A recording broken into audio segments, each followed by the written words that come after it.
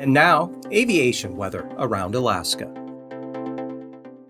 Flying weather for Thursday morning, showing IFR with the front here pushing slowly eastward across the central Bering Sea. And either side of that, a lot of marginal VFR all the way into the southwest interior, northward about St. Matthew Island, and VFR up over the St. Lawrence Island area into the Bering Strait Seward Peninsula. Lower conditions off to the northeast and east, especially along the western Alaska Range. IFR there with a upper trough swinging eastward, but VFR, South Central Alaska, Cook Inlet and the North Gulf Coast, and IFR, some marginal VFR for the Panhandle for the afternoon.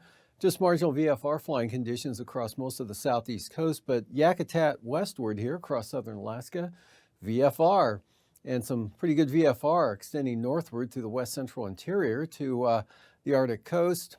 Either side of that zone, got some IFR to the east and to the west, and diminishing IFR as that front weakens and slides into the eastern Aleutians. It should stay south of the Pribilofs. The IFR conditions, though, with just marginal VFR covering the remainder of the Bering Sea and the Aleutians, Alaska Peninsula, Bristol Bay, Kodiak Island.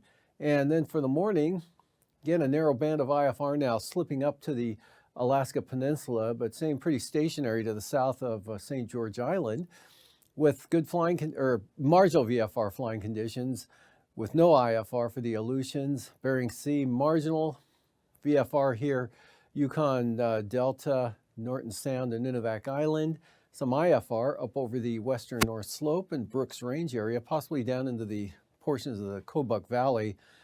And generally not too bad here. Some marginal VFR along the Alaska Range, and then for the afternoon hours, marginal VFR, Prince William Sound up to the North Gulf Coast, otherwise VFR here for the remainder of southern Alaska, all the way up to the Brooks Range and back to marginal VFR from there to the Arctic coast. Good VFR for the southeast coast Friday afternoon, and some IFR, the only zone here from Unalaska Island into the western Alaska Peninsula. Passes Anatuvik and Adigan, IFR for the day tomorrow. Flip the right way here. There we go. Adigan, marginal VFR. Lake Clark and Merrill starting out marginal, becoming VFR. And lower conditions also early on for rainy, especially on the western entrance of all three passes. And for windy, IFR to start, improving throughout the day to VFR in the latter part of the afternoon, if not earlier. Isabel, improvement also, but probably only becoming marginal VFR from the IFR in the morning. Same forecast from Antasta. Tanita, VFR. Portage, good VFR in either entrance. And Chilkoot and White, marginal VFR.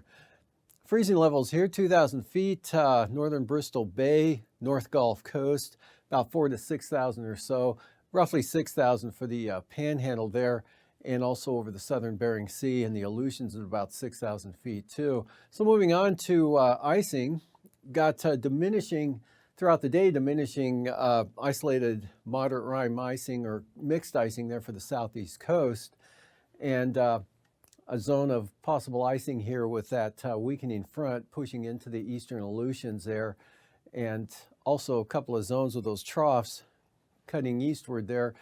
This area could bring some icing to the eastern North Slope and Arctic coast. Another batch here poised to move in tomorrow evening.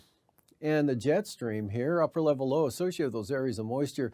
Now the Arctic jet pretty strong out of the west, 100 to 110 knots cutting across southern Alaska. And the Pacific jet south of the Queen Charlotte, southwest 140 knots into western Canada, and lighter winds over the southeast coast. And at 9,000 feet, we've got westerlies 35 to 50 knots here coming out of Bristol Bay into the Gulf of Alaska and then toward the northern Panhandle area. 35 knot west-northwesterlies there for the Brooks Range into the Yukon Flats. And then 40 to 45 knot winds around that low in the southern Bering Sea. And for the Thursday outlook for 3,000 feet, we've got 45 knot winds.